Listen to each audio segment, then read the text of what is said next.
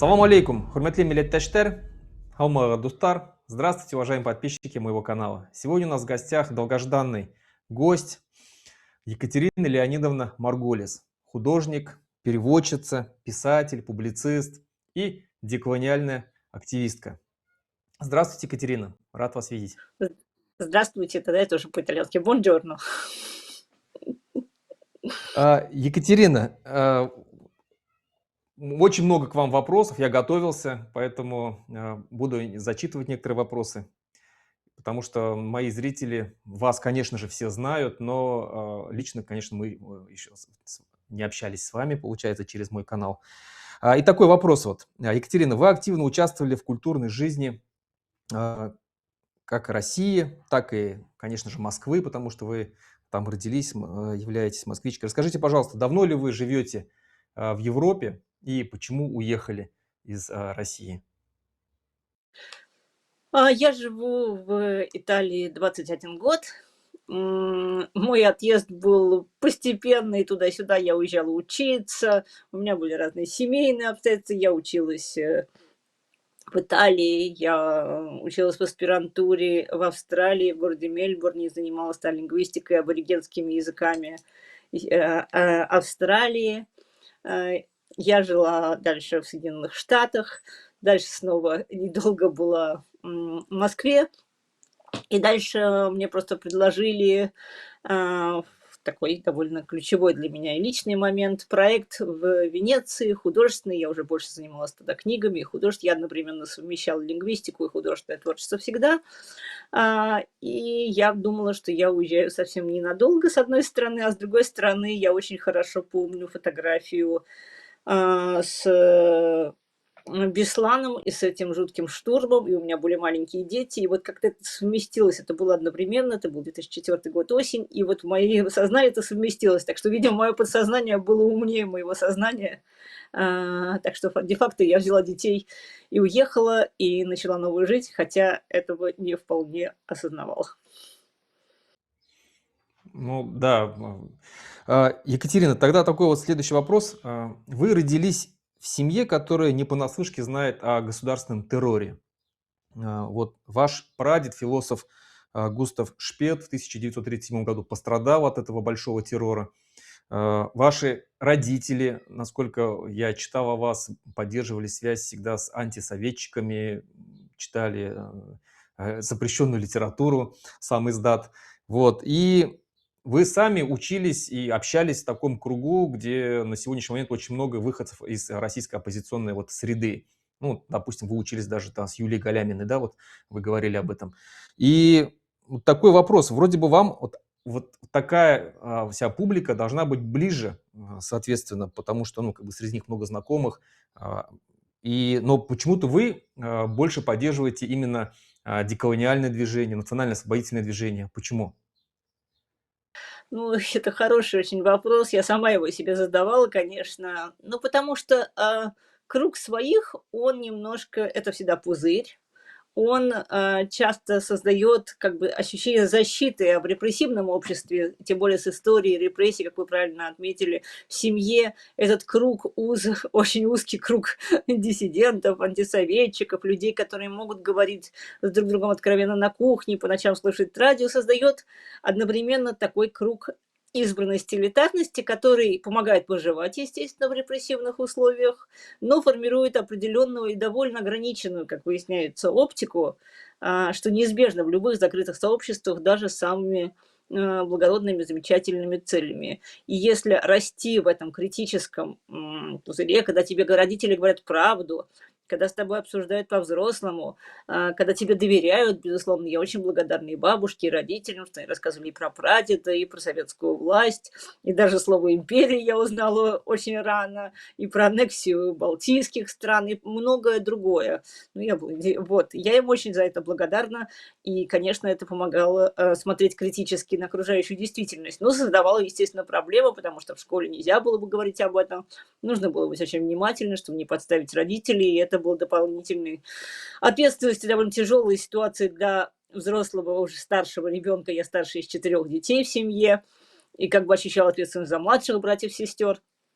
И чтобы не подвести родителей с одной стороны, с другой стороны, мне очень хотелось, конечно, встать на каких-нибудь уроках пропагандистских и сказать: "Вы все врете, все не так". И это довольно, я помню, это довольно мучительное двойное чувство.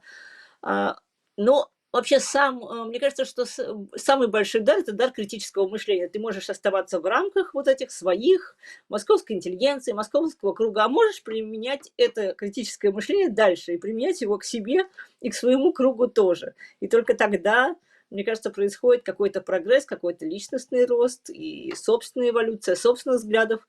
И ты начинаешь смотреть шире, под другим углом, используя тот же самый инструмент, ты начинаешь слышать другие голоса, которые, может быть, либо не встречались, либо которые ты имел привилегию не слышать. Потому что если все прекрасно знают, что там антисемитизм, например, имеют возможность и привилегию замечать те, кто не носит еврейскую фамилию, а вот, например, у меня такой привилегии не было в советской школе, и, безусловно, моя фамилия однозначно осознается как советский антисемитизм официальный был достаточно сильный.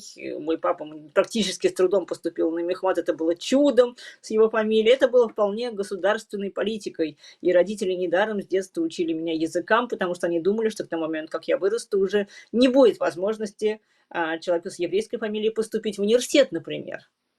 Но одновременно как бы история пошла по-другому, началась перестройка, Союза, и мы начали в том числе ездить, смотреть другими глазами, ездить по стране. И вот этот вот, мне кажется, постепенно накапливаемый опыт взгляда другого, ну и плюс опыт жизни в открытом мире, в Европе, конечно, опыт моей работы с австралийскими реалиями, и с австралийскими языками, и с историей колонизации, и аборигенских сообществ, и как это развивалось, и вообще постепенное расширение оптики. Потом вырастают свои дети, следующее поколение по-другому смотрит, особенно в Европе, на многие вещи. И мне кажется, очень важно прислушиваться не только к родителям и к своему поколению, но и к голосу детей. Они часто видят острее. Ну вот это, и, конечно, уже в 22 году с полномасштабным вторжением РФ в Украину, то есть что такое путинизм и что такое Путин, было понятно с первого дня. Это КГБ, это меня учили с детства. Там ничего хорошего быть не могло. Это было понятно. Но что это дойдет, конечно, до большой войны, которой мы будем свидетелями, да, я, честно говоря, не представляла себе. Для меня, как и для большинства, это было шоком. Может быть, были более, конечно, умные люди. Даже вот российские имперские чудовищные войны в Чечне, да, и я тоже была их свидетелем. Конечно, наши знакомые, друзья, диссиденты, Мемориал, Сергей Ковалев, который друг моего отца, ездил, рассказывал, мы понимали, что это чудовищно. Но каждый раз это казалось какой-то чудовищной операцией. Операцией, а не системой. Системно, мне показалось, что я увидела это уже только сейчас. И поэтому, правда, она, когда ее увидишь, ее невозможно развидеть. И вне зависимости от того, что говорит твой круг, и вне зависимости от того, что удобнее было бы продолжать считать себя жертвами государства антисемитизма, жертвами преследований советского государства, что совершенно правильно, жертвой, правнучкой своего прадеда расстрелянного. Но в конце концов, мне кажется, ответственность в том числе и перед предками. Они стояли за правду, и ты тоже это продолжаешь так, как это ты видишь, считаешь и понимаешь, и в каком-то смысле преемственность критического мышления и пересмотра каких-то своих догм — это необходимая часть любой культуры, любой эволюции, мне кажется, взрослого человека. Наверное, так и ответственность, еще вторая часть, которая важная часть взрослой личности.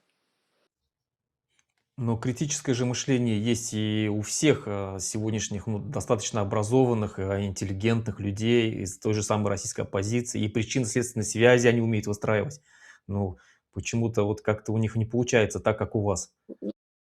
Потому что критическое останавливается часто на самокритическом, потому что мы все понимаем до какой-то степени, насколько некомфортно посмотреть на себя глазами другого. И я с этим сталкивалась и продолжаю сталкиваться часто, потому что, как звук своего голоса. Вот мы с вами записываем сейчас, нам всем не нравится обычно звук своего голоса, потому что изнутри мы его представляем совершенно по-другому. Это физиологическая часть. Внутри черепной коробки наш голос звучит по-другому. Также и представление о себе, о своей культуре, о своей роли. Естественно, всякий человек и всякое сообщество ищет более благоприятные, так сказать, представления о себе. И вот когда на фоне этих контрастных взрывов, того, что творят твои бывшие, пусть даже соотечественники в Украине, ты вдруг начинаешь смотреть шире, понимаешь, что это колониальная реваншистская война, и начинаешь смотреть шире вообще на историю российского колониализма, ты, ну, как человек культуры, тем более, не можешь не осознать свою ответственность и какое-то не начать что-то делать, чтобы так больше не было, что эта имперская идентичность, она не должна быть единственной, она не должна заменять, она как, ну, это как раковая опухоль, когда она поглощает здоровые клетки, притворяется ими, притворяется культурой, а на самом деле занимает, начинает замещать и убивать живую культуру и живые клетки. И вот это вот критическое мышление, развитие культуры, а, я говорю даже про русскую культуру, литературу, неважно. Критический взгляд ничего не отменяет. Критический взгляд помогает двигаться дальше, помогает не повторить ошибки и помогает увидеть, к чему приводит отрицание и самоотрицание. Да, это некомфортно, да, через это проходили все имперские культуры, и каждый раз, как нам начинают кричать, можно брать секундомер, когда начинаешь говорить об колониализме, империализме, тебе тут же начинают говорить, а вот Англия, а вот Португалия, а вот Испания. Ну да, Да-да-да-да-да. Англия, Португалия и Испания, конечно, замечайте секундомер. А вот А теперь, индейцы в Северной Америке. а вот да, вот и дети, а вот мы вспоминаем, это называется вот аутизм. Нам еще в советское время по телевизору показывали, а вы знаете, вот в Америке, простите, черных линчуют, а вот там бездомные на улице, а в Советском Союзе, ну, это называется вот аутизм, перевод стрелок на другую тему, который не является, кроме всего, твоей ответственностью, потому что неприятно говорить о том, где ответственен ты, а очень приятно поговорить о том, где виноват кто-то другой, и происходит какая-то другая несправедливость где-то в другом месте, и она тебя лично не задевает, не ставит под угрозу твое представление о себе как о чем-то хорошем, и так далее, но это, естественно, проще. Екатерина, вот такой вопрос у меня, он, не знаю, покажется вам, какой он вам покажется, но смотрите, в 2003 году вы были составителем и иллюстратором книги «Венецианские тетради» Иосиф Бродский и другие. В Да. 2010 году вы оформляли и написали послесловие книги Иосифа Бродского «Баллада о маленьком буксире». В то же время все мы знаем, что Иосиф Бродский в 92 году написал такой, точнее, выпустил, да, рассказал публично такой стих о независимости Украины. Вот. И в 2022 году вы в «Новой газете» написали статью «Если выпало в империи родиться». И там вы раскритиковали очень сильно Иосифа Бродского вот, ну, вот за этот стих, за его другой стих по отношению к любимой женщине. Вот. Э, До 2022 года вы вообще задумались о смысле вот этого стихотворения, которое он написал Хоро- к Украине? Мгм.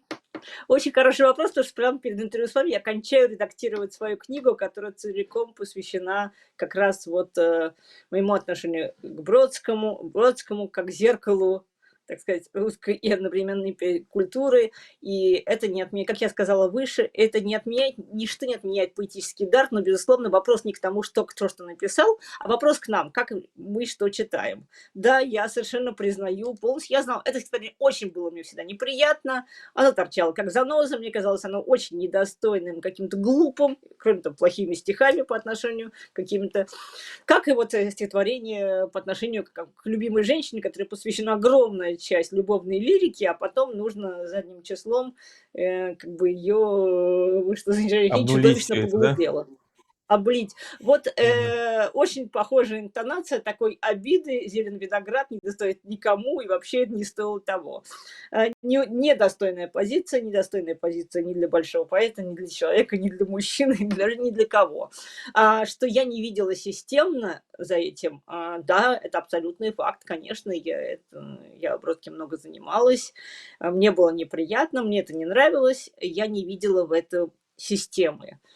Только уже приглядевшись через новую оптику, вот поняв то, что я поняла не сразу, и то, что, в общем, довольно лежит на поверхности, если просто применять деколониальную оптику и книги, и все, что мы читали там, в английской и других литературах и культурах, естественно, было бы применить это к себе. Но, как я говорила, эта операция встречает внутреннее сопротивление, и его приходится преодолевать только в тот момент, когда это из подсознания выходит в сознание. Поэтому я, безусловно, не видела это как нечто системное. Я, безусловно, считаю, что это моя личная ответственность, и я хочу с этим разобраться. Я совершенно не сторонник того, что нужно всю Например, Бродский в Венеции похоронен рядом с таким поэтом Эзра Паунд. Эзра Паунд — выдающийся поэт английский, да, но он участвовал в фашистских передачах, говорил и даже был там, у него был риск преследования после войны, но, в общем, он был фашистом в той или иной степени. Осталось это на нем? Осталось, безусловно. И Бродский как раз в своем эссе о Венеции очень резко поэтому прохаживается, как его вдова задним числом пытается его защитить и говорить, что он не был антисемитом, не был тем, не был сем. Но вот сейчас защитники Бродского делают ровно то же самое. Эзра Паунд, безусловно, остался великим поэтом, это никуда не денется. Знать, что этот великий поэт сотрудничал с фашизмом и в какой-то момент вещал на этом радио, необходимо. То же самое касается Иосифа Бродского, то же самое касается Пушкина, кого угодно из нас. Знать, что мы делали что-то в какой-то момент. Просто у нас есть счастливая возможность, мы, слава богу, живы, у нас есть голова, время, и мы можем пересмотреть свои взгляды. Никто не является крепостным того места, где он родился, той семьи, где он родился, того языка, той культуры и даже той оптики, и даже своего воспитания.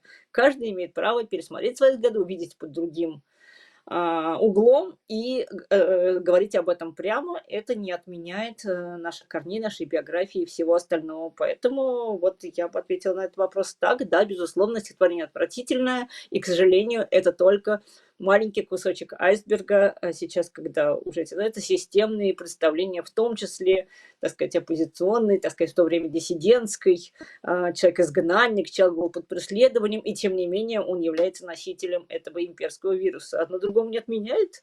Политические заключенные сейчас тоже бывают, и националисты, пока человек сидит или пока он преследуем, мы его защищаем как жертву преследования. Это абсолютно не значит, что мы разделяем его взгляды.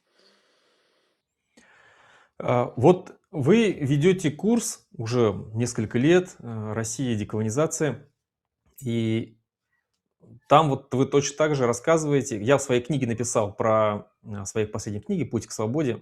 Там я написал в книге такие мысли о том, что Россия, вообще вот эта вся система российская, она очень сознательно, долго внедряет мифы. Мифы, вот что в историю России, что в культуру России. И вы тоже об этом говорите. Как вы считаете, вот насколько эти мифы, вот они, скажем так, создали всю вот эту вот культуру, всю вот эту историю, которую сегодня поглощают наши дети в России? Ну, да, я слушаю вашу книгу аудио, мне она, кстати, хотела воспользоваться случаем, поблагодарить вас, потому что это очень интересно, и здесь там очень много нового для меня, хотя вроде казалось бы, я об этом думаю тоже, Спасибо. так что большое спасибо. Да, конечно, мифология, с одной стороны, она является основой архаичного общества, любое общество построено на мифологии, но это одновременно является признаком архаики этого общества, потому что помимо мифологии, фольклора, каких-то там представлений о себе, истории, там, не знаю, как вот о большом змее, который прополз и своим животом там, будущую речку, или какие-то такие формообразующие мифы о себе, о своем пейзаже, ландшафт. Это очень важно в самосознании народа, нации. Имперские мифы — это тоже в каком-то смысле такие вирусные, токсичные, это такие симулякры национальных мифов, потому что вместо того, чтобы строить свою идентичность, вместо того, чтобы апеллировать к своим каким-то корням, это происходит паразитирно и самоутверждение себя за счет других. Это абсолютно дикость. Это как вот поставить дедовщину в качестве основной цели своей жизни. Ну, то есть это говорит о ущербности личности, о травмированности, безусловно, личности. Оно никак не оправдывает это. Любая травма. Мы знаем, что жертвы насилия очень часто становятся насильниками. Люди с сложной детской биографией, вместо того, чтобы выйти из этой парадигмы насилия, наоборот, ее проецируют дальше. Это все многократно описано и в психологии. Вот, поэтому мифы, конечно, мифы о себе это большая часть и культурной политики России, и СССР, конечно, использование культуры в качестве инструмента самопродвижения, одновременно в качестве маскировки собственных преступлений, имперских преступлений, агрессии, и нарушение прав человека. Этим занимался Советский Союз через КГБ, а во главе, имея КГБшника во главе нынешней России, это просто поставлено уже на уровень государственной политики. Нетрудно посмотреть, какие бюджеты вкладываются в пропаганду, так сказать, русского языка и культурный пресс за рубежом. Это информационная война, это гибридная война. И независимо от того, говорим мы о м, гастролях Гергиева или о российском павильоне на биеннале сейчас. А, это государство, которое использует культуры, как я говорю, сначала поэты и балеты, потом ракеты. А, это многократно было проверено, и непонятно, сколько раз еще надо это проверять, но и Европа, к сожалению, мир очень сильно очарован этой мифологией, этой загадочной, таинственной особой, которую не понять умом, и совершенно непонятно, чем еще надо понимать, кроме как умом. И вот эта вся муть, я бы сказала, такая мифологизированная, на которую идут ресурсы той же империи, которая выкачивает эти ресурсы из других культур и народов и имеет поэтому такие ресурсы для самопродвижения, это в том числе не только культурная модель, это экономическая модель, и культура здесь встраивается в большую картину подавления, инструментализации и самопродвижения и создания, так сказать, так называемого положительного образа. Поэтому и в нашем курсе я веду там только небольшую часть, касающуюся культуры, литературы. В нашем курсе мы считаем как бы центральным модулем «Ничего о нас без нас», где говорят как раз представители национальных движений, освободительных движений, эксперты и экспертки. Вы вот у нас выступали, у нас уже десятки лекций записаны, это все онлайн, это все доступно, и мне кажется, это очень важный ресурс для будущего. Вот сейчас мы предложили своим студентам написать, я, например, предложила одну главку из будущего доколониального учебника по литературе, либо своей национальной, либо русской литературы. Как говорить с детьми? Потому что с детьми надо об этом говорить, как обо всем, как о Холокосте, как о войнах, как о смерти. С детьми надо говорить, и это простая мысль, что одна культура не должна подавлять другие культуры, что нету иерархии культур, что детям на примере тех же сказок Пушкина, которые вот читали, я много раз цитировала, да, как братья шумную тайпой выезжают погулять, серых уток пострелять, руку правую потешить, сарацина что-то спешить, или башку широких с плеч у татарина отсечь, или выгнать из леса какого-то там черкеса. Вот, пожалуйста, перечислены 3 национальности, Здорово. которые абсолютно это да, дети это усваивают, естественно, они не знают, никто такие черкесы, никто это какие-то не сарацины, и как у Лермонтова злой чечен ползет на берег, ничего. Это первый раз они слышат эти, и это ассоциируется с какими-то такими мифологическими, злобными какими-то существами, и так формируется такой прообраз, архаический прообраз внутри у детей.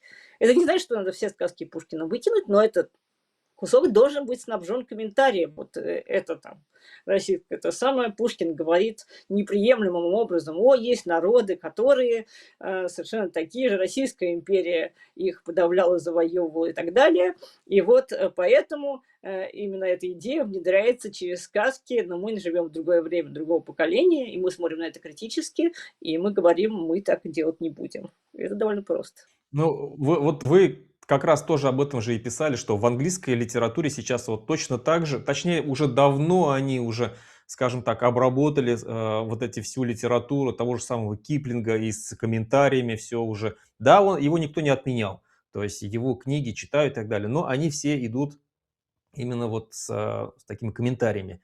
Правильно же? Конечно, и музеи, и картины, и вот эти все ориенталистские изобразительное искусство, и фильмы.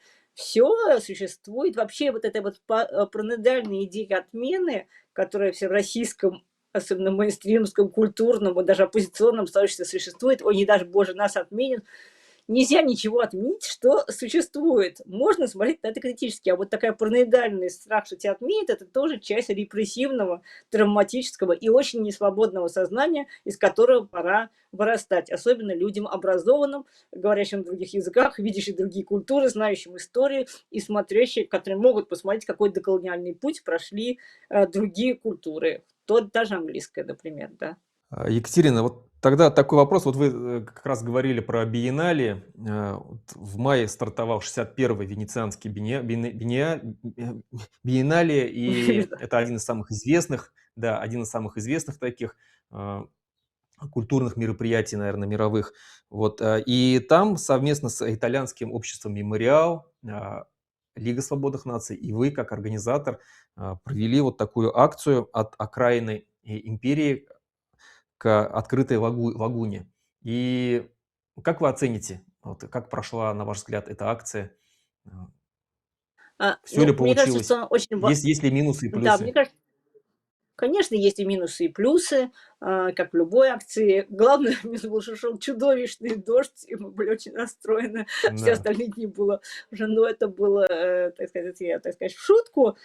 Из хорошего, конечно, было огромное медийное внимание прессы, потому что сама тема того, что в России, на территории Российской Федерации существует около 200 других нерусских народов, что там есть другие языки, что там есть не какие там, не только какие-то маленькие, так сказать, indigenous communities, как называются, вот маленькие, но есть огромные нации. А, э, Итальянцы это не представляют себе, европейцы это не представляют себе, возвращаясь к детской литературе и образованию. Почему не представляют себе? Потому что этого нет в учебниках, потому что в учебнике географии нарисована большая территория, написано «Руссия». А еще недавно в итальянских учебниках географии было написано «Regione Russa», а в «Regione Russa», русский регион, там были и балтийские страны, так сказать, географическое название, и Беларусь, и Украина. И только после большого скандала, протесты, расследования, вот уже в 22 году, после целая комиссия работала, это удалось убрать. Потому что такие вещи застревают в сознании, формируют оптику. И поэтому очень важно было именно языком искусства на первом, так сказать, дне превью этой Венецианской биеннале сказать, вот есть другие народы, вот мы здесь против российского павильона, а вообще уходим. Были ли наклеены наклейки, мы сделали такую акцию, мы наклеили наклейку с имперскими преступлениями Москвы, начиная там с Астрахани и так далее, с 16 века, и расклеили их как шаги от заднего фасада российского павильона к открытой лагуне, символ того, что народы хотят мира, хотят прямого диалога, не хотят, чтобы империя говорила за них, и сами являются жертвой этой колониальной политики, войны, а не ее участниками и сторонниками, как империя очень хочет представить, особенно некоторые народы. Мы прекрасно знаем эти скандалы. Это непростая мысль, которая нам кажется очевидным, а для европейцев она совсем не очевидна. Поэтому в этом смысле я считаю, что акция очень важная и очень удачная. Конечно, мне хотелось бы, чтобы было больше показано непосредственно искусства, другого искусства, чтобы это было не только заявлением о своих как бы, правах политических, но как делает сейчас Украина. Украина сейчас как минимально старается как бы отменять что-то обсуждать с Россией, а просто показывать в Европе, в мире, насколько богата и им неизвестна украинская культура. Вот мне кажется, это очень плодотворный путь, вот уйти от империи и говорить от первого лица. И вот мы запустили тоже петицию об отдельном независимом павильоне для колонизированных народов, пока, тем более, потому что Россия и здесь повела себя как такой рейдерский захватчик после распада Советского Союза. Россия просто заняла этот павильон. Все остальные страны должны сами искать себе, в том числе на биеннале, представительства, снимать какие-то помещения, чтобы делать свои выставки. У них нету павильона на территории основной биеннале.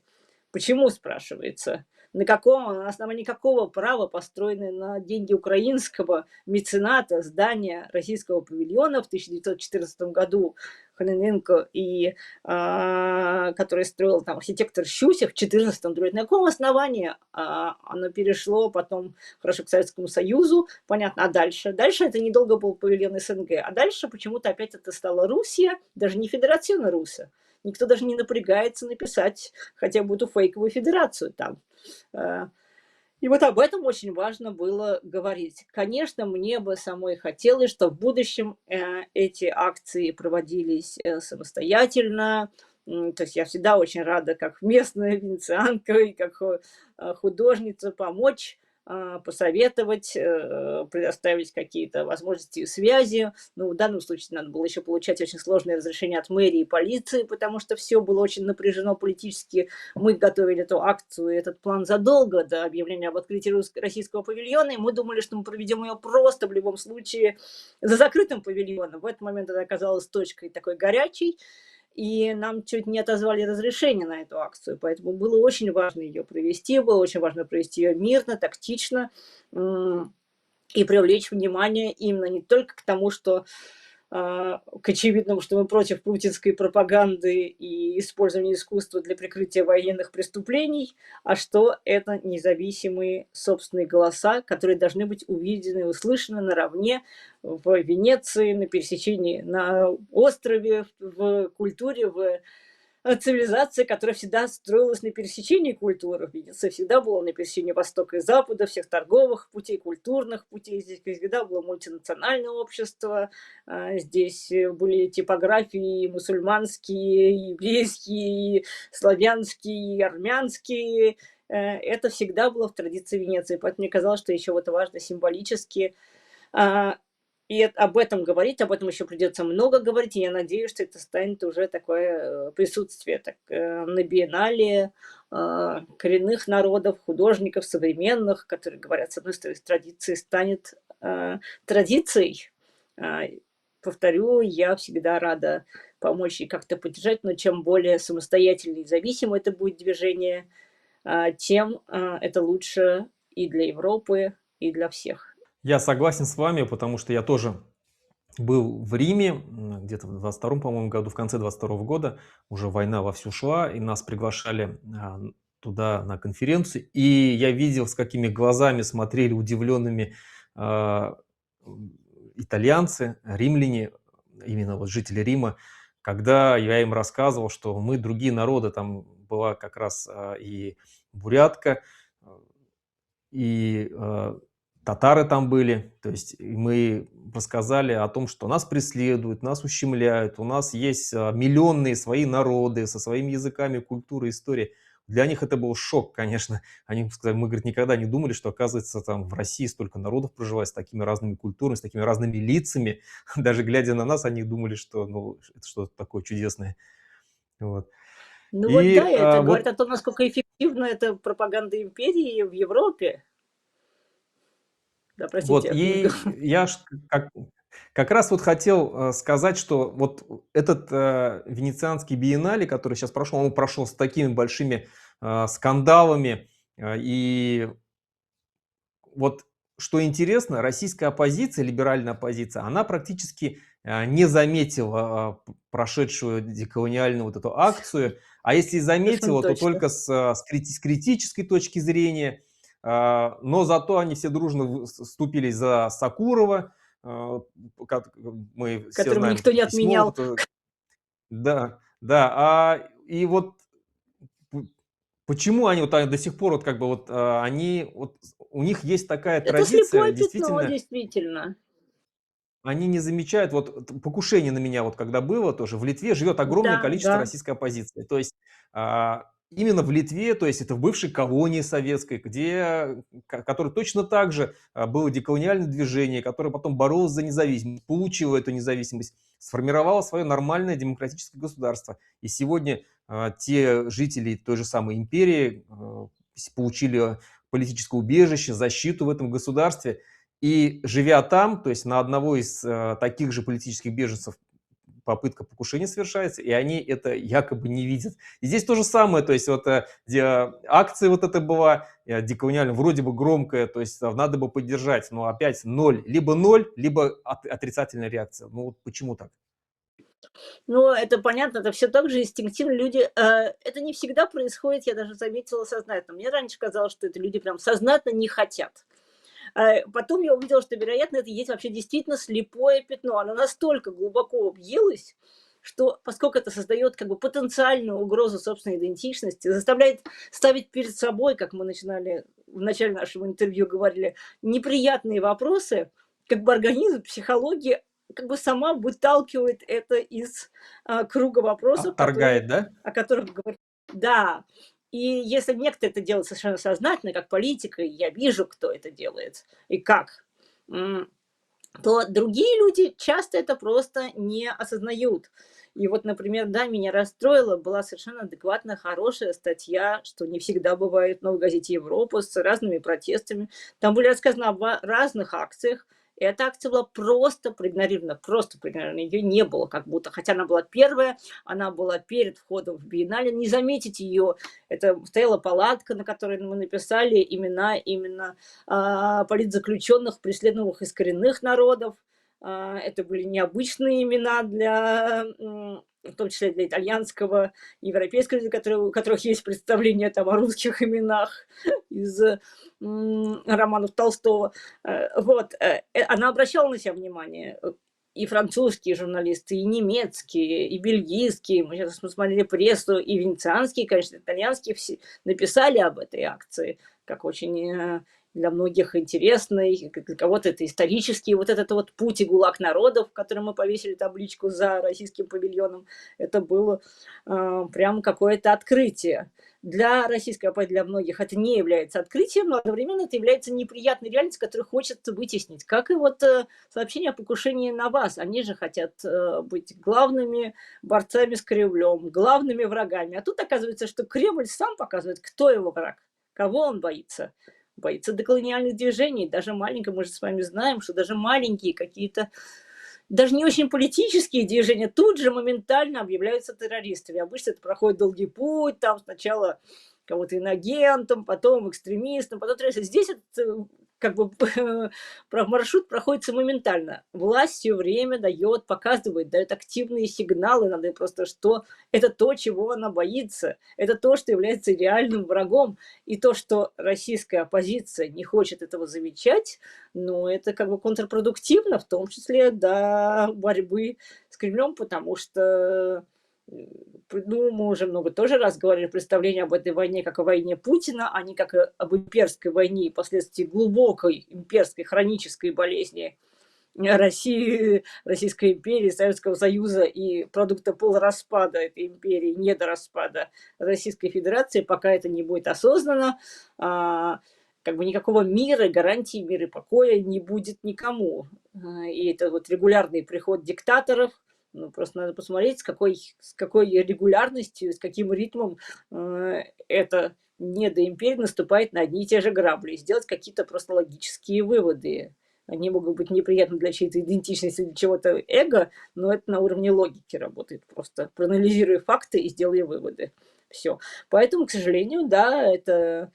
Но, что удивительно, это это часть той же самой культуры, которая сделала все, чтобы замалчивать голоса народов, чтобы подавлять их, классифицировать и не замечать. Что удивительно, что ее наследники, даже культурные, даже, казалось бы, на словах либерально-демократические, продолжают ту же традицию. Это, так сказать, с молоком матери, это требует большой работы над собой, критической. Но в то же время, вот на сегодняшний момент, спустя вот уже пятый год войны идет, и когда мы в начале этой полномасштабной войны начали открыто говорить о независимости, о деколониальном движении, о национально-освободительном движении, тогда нас как-то вот воспринимали абсолютно несерьезно, там, смеялись над нами, говорили, что это нереально. Мало того, свои же, наши же народы тоже не воспринимали это всерьез, не верили в это. Но сегодня вот я даже замечаю, что среди российской оппозиции все больше и больше людей появляется, которые признают, что вот в таком виде Россия, она не может существовать. Она должна пройти процесс распада, что это имперский характер у нее, что нужно заканчивать с этим, что нужно что-то новое делать. И в последнее время даже серьезные политики, вот даже буквально недавно, последних двух интервью Гарри Каспаров сказал о том, Да, что Ингерманландия уж ничего не связывает с той же самой Чечней или Тывой. Вот. И то есть уже назвать такое, скажем так, назвать название Ингерманландия для многих политиков это достаточно такой большой прогресс. И мы замечаем, что многие конечно. другие как бы серьезные политики, оппозиционные политики говорят об этом. И вот, а как вы считаете, почему они начали уже об этом признавать это, говорить, то есть какие-то стадии, вот, да, вот есть же стадия, там Ну, говорится отрицание, потом да, да, согласие и да. так далее. Ну, происходит осознание, Почему? поэтому я всегда и говорила, что слова очень важны. Мне говорят: "Ты сидишь, болтаешь языком". Я говорю: "Нет, слова очень важны, дискурс важен". То, что мы говорим об этом, называем вещи своими именами, это помогает другим людям увидеть. Если ты что-то увидел, я как художник, ты что-то увидел, ты это назвал, нарисовал или как-то помог другим увидеть. Это работает так. И как с имперской точки зрения, как бы если не видеть, не говорить, не называть войну войной, то ее как бы и нет. Это очень хорошо. Мы видим, как сработало в российском обществе. И вот засовывать все в эти непонятные аббревиатуры, которые как бы нормализировать присутствие геноцида и войны внутри общества. То же самое и наоборот. Если произносить какие-то слова, если говорить о них, даже если они встречают насмешки, хейт, сопротивление, именно такая острая реакция, мы видим, какая была реакция и продолжает быть, говорит о том, что это болезненная точка. Это может быть неосознанная точка, но если бы это падало просто в такую бездну равнодушия, это одно. Это вызывает сильное сопротивление. И это очень хороший признак. Это говорит, что о том, что эта тема острая для всех, что не только власть ее боится, но и теперь политикам, которые жили с определенным видением себя, оппозиции и так далее, приходится пересматривать, ну, более честные делают это просто быстрее, более честные и умные это делают быстрее, открытие, и как бы другие пытаются как-то манипулировать, играть, сопротивляться, выставлять какие-то деколониальные голоса, как мы видели недавно на платформе, какие-то в качестве единственных, и как бы их показывать, пугать ими. Разные игры происходят, мы это все видим, мы люди способны анализировать происходящее, критически на это смотреть, но что сдвиг происходит, это факт. Тем более есть еще следующее поколение, есть дети, студенты, которые, особенно уехавшие люди, которые учатся в европейских обществах, в европейских университетах, где этот деколониальный дискурс нормально, где и то, что это начинает применяться к России, к Российской Федерации истории и политики, это очень хорошо, это будет продолжаться, это неотменимый вектор истории, его нельзя запихнуть обратно и развернуть назад, ему можно сопротивляться, тормозить, а можно ускорять. Каждый делает свою работу, и поэтому слова меняют состав воздуха, я в этом глубоко убеждена, и это все не зря, и мы вот просто даже видим за эти годы, как сдвинулось, и это будет сдвигаться. Как говорится, гутта кават лепидем, вот капля долбит камень не силой, а частотой падения. И чем больше мы будем про это говорить, и тем больше с разных точек зрения искусства, культуры, литературы, политики, и чем более разные голоса будут об этом говорить, в том числе, не только голоса, и вот здесь вот я считаю, что это важно, самих народов, как не только евреи должны говорить об антисемитизме, не только женщины должны говорить о харассмент, мизогинии, не только представители там, гей-сообщества должны говорить о гомофобии, не только жертвы там, или черные люди о расизме, не только жертвы должны говорить о несправедливости. О несправедливости должны говорить все. Она должна быть в принципе неприемлема. Поэтому это общая работа, и я надо продолжать, и я вижу очень позитивные сдвиги, я оптимист.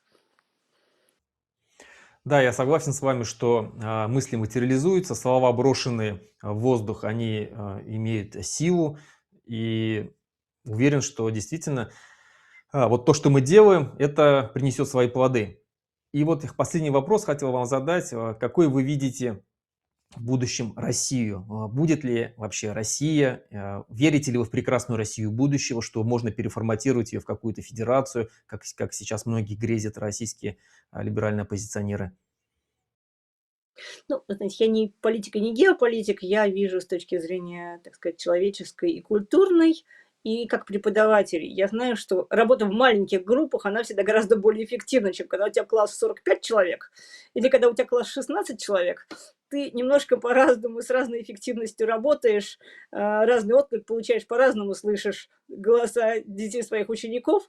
И в каком-то смысле, я думаю, что так и работает и вот этот огромный конгломерат с огромным наслоением травм, мифологии, нераскаяния, участия, вины и ответственности, где половина страны была вертухаем, а половина сидела или была расстреляна, где это все было под запретом, где история семьи, просто история преемственности собственной семьи была под запретом. Спросите любого европейца, он вам расскажет историю своего прапрадедушки, а уж венецианца там, с 15 века. Спросите жителя бывшего Советского Союза, это обрубленная память, она сознательно обрубалась, потому что память является и преемственность, является силой и корнями, которым питается дальнейшее, ну, как вот расти. Поэтому я вижу будущее только в каких-то более маленьких государствах, где все равно каждому из этих государств, как мы видим по балтийским странам и по странам, придется иметь дело с собственным наследием, тяжелым наследием, потому что быть частью империи, даже в качестве жертвы ее, это все равно развращает общество, все равно есть какие-то коллаборанты, все равно есть какие-то манкуты, все равно происходит это развращение общества и изнутри его надо восстанавливать. Нужно говорить об своей ответственности, о своем будущем и строить собственную. Это можно только в каких-то более маленьких государствах. Как эти государства будут между собой соотноситься, какие отношения они построят, этот вопрос уже самоопределения и дальнейших решений. Но просто для того, чтобы эта территория перестала быть опасной для окружающего мира, для самих себя. И это ровно наоборот, чем нам пытаются представить. Это обычный колониальный дискурс. Сейчас вот эти дикарям, что же будет с ядерным оружием, сейчас все подерутся. А сейчас ядерное оружие не в руках худшего маньяка, который вообще можно представить, еще КГБшника. Вот сейчас как бы нормально, а там какие-то дикие народы подерутся. Да о чем вы говорите? Посмотрите на историю любых стран, да, постколониальная история, она всегда тяжелая. Можно посмотреть на африканский континент, например, на южноамериканский. Ну да, но это работа. Историю нельзя провернуть назад. И это работа тех обществ и будущее, которые хотят построить здоровое будущее своих стран, наций и политических наций. И, так сказать, мирное будущее для всех. Мне кажется, мы все в этом заинтересованы. Тогда вот самый последний вопрос, как раз вы сказали про будущее. Вот как вы считаете, должно ли быть тогда у русского народа, его также невозможно отменить? Это все-таки сформированная нация со своей культурой, историей, литературой, традициями и так далее, и так далее. То есть русский народ есть. И должна ли быть у него своя собственная республика, своя собственная страна, свое собственное национальное государство? Ну, естественно, ну, там Московия, условно говоря, почему нет? Просто это должно быть не имперское государство, это имперская составляющая должна быть перестать быть, так сказать, позвоночником основы собственной идентичности. Собственную идентичность надо строить не от других, а от себя самих, от ценности своей культуры, от ощущения самоценности. Это тоже уходит глубоко в репрессивную, вот и в крепостное право, и в репрессивную модель о низкой самооценке. Можно утвердиться только за счет кого-то. А как бы человек с нормальным, любимый ребенок с нормальным воспитанием, он понимает изначально ценность своей личности, ценность своей культуры и хочет ее жить и развивать. Ему не нужно идти отыгрываться и заниматься дедовщиной, и на ком-то там отыгрываться, и перед кем-то быть выше, и кого-то унижать и подавлять, чтобы ощутить себя полноценным человеком. Это касается нации, безусловно, безусловно, просто это глубоко нездоровые ощущение и паразитирующее на русской культуре в том числе. Этот имперский хроническое это заболевание, его нужно лечить, его нужно изживать. И это дело как раз, так сказать, образованной, либеральной части там, российского, московского, неважно, там, общества, как хотите называйте, это просто прямая ответственность интеллигенции, так сказать, заниматься. Это умственная работа культурная, которой у каждого, которой мы призваны, вне зависимости от того, если мы ощущаем преемственность к этой культуре, корни там, значит, это наша ответственность как-то говорить на русском языке о том, чем этот язык сопротивляется, пересматривать критически собственную культуру. И да, если люди хотят строить свое государство, конечно, это прекрасно, замечательно. И наоборот, это будет оздоровлять всех. Это будет хорошо, опять-таки, для всех, с моей точки зрения. Спасибо большое, Екатерина. Спасибо, что приняли участие в этом интервью. Спасибо за приглашение, Руслан. Было очень приятно с вами пообщаться. И мне взаимно.